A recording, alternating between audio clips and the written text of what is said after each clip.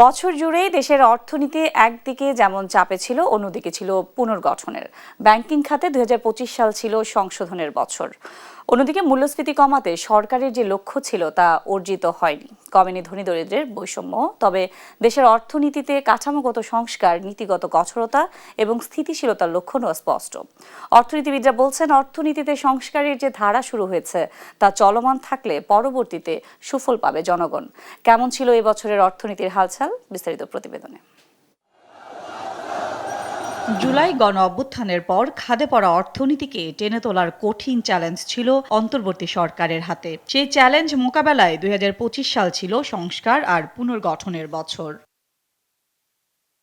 তবে বছর শেষে দেখা যাচ্ছে অর্থনীতিতে বড় কোনো কাঠামোগত সংস্কার বা পুনর্গঠন সম্পূর্ণ হয়নি। সংস্কার চলমান কেবল ব্যাংক খাতে, তাও সন্তোষজনক নয়।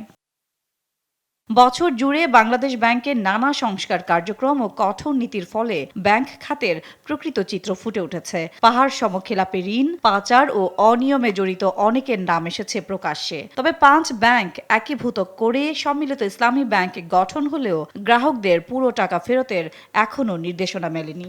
ব্যাংক খাতে সুশাসন ফেরাতে সংস্কার কার্যক্রম চালু রাখার বিকল্প নেই বলছেন অর্থনীতিবিদরা। অন্তর্বর্তী সরকার তো অনেক বিষয়ে সংস্কারের কর্মসূচি হাতে নিয়েছেন যেগুলো প্রয়োজন ছিল। সেটা আমাদের ব্যাংকিং খাত বলি বা আমাদের যে এনবিআর বলি এবং অন্যান্য যেসব অর্থনীতির সাথে সংশ্লিষ্ট যেসব খাতগুলি আছে। তা আমার ধারণা যে অনেকগুলি কর্মকাণ্ডই কিন্তু পরবর্তীতে এটাকে অব্যাহত রাখার উপরে এটা সাফল্য নির্ভর করবে। মূল্যস্ফীতি নিয়ন্ত্রণে সংকোচনমূলক মুদ্রানীতি গ্রহণ করে সরকার। এতে ক্ষতিগ্রস্ত হয়েছে উৎপাদনমুখী শিল্প খাত। সুফল মেলেনি মূল্যস্ফীতিতেও। বছর জুড়েই নিত্যপণ্যের উচ্চ মূল্য ভুগিয়েছে নিম্ন আয়ের জনগোষ্ঠীকে।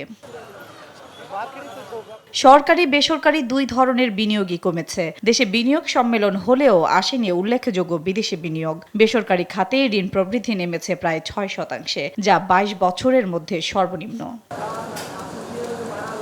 সামষ্টিক অর্থনীতির কয়েকটি মৌলিক খাত রেমিটেন্স, রপ্তানি আয়, রিজার্ভ বাড়লেও সামগ্রিকভাবে বিনিয়োগ, কর্মসংস্থান ও মানুষের জীবনযাত্রার মানে প্রত্যাশিত সাফল্য আসেনি। কমেছে আয়, আস্থা ফেরেনি পুঁজিবাজারে, বাড়েনি রাজস্ব আদায়। রেভিনিউ জিডিপি রেশিও আমরা বাড়াতে পারিনি, যেটা অবশ্যই দরকার। আমাদের মূল্যস্ফীতিটা কমেছে, কিন্তু যেটা টার্গেট করা হয়েছিল যে ডিসেম্বরে ৭%-এর মধ্যে এটা নামিয়ে আনা সম্ভব হবে, সেটা কিন্তু এখনো হয় নাই, যদিও প্রবণতাটা নিচের দিকে আছে। কর্মসংস্থান এবং বিনিয়োগ, এই দুই জায়গায় আমি সবচেয়ে বেশি চ্যালেঞ্জ দেখি।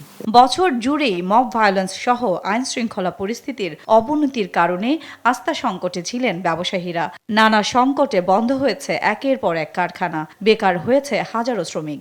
সব মিলিয়ে ২০২৫ সাল অর্থনীতির জন্য ছিল সংকট সামলানোর পাশাপাশি ভবিষ্যৎ ভিত্তি গড়ার বছর। তাই সব সংকট কাটিয়ে নতুন বছরে গতি ফিরবে অর্থনীতিতে, এমন প্রত্যাশা সবার।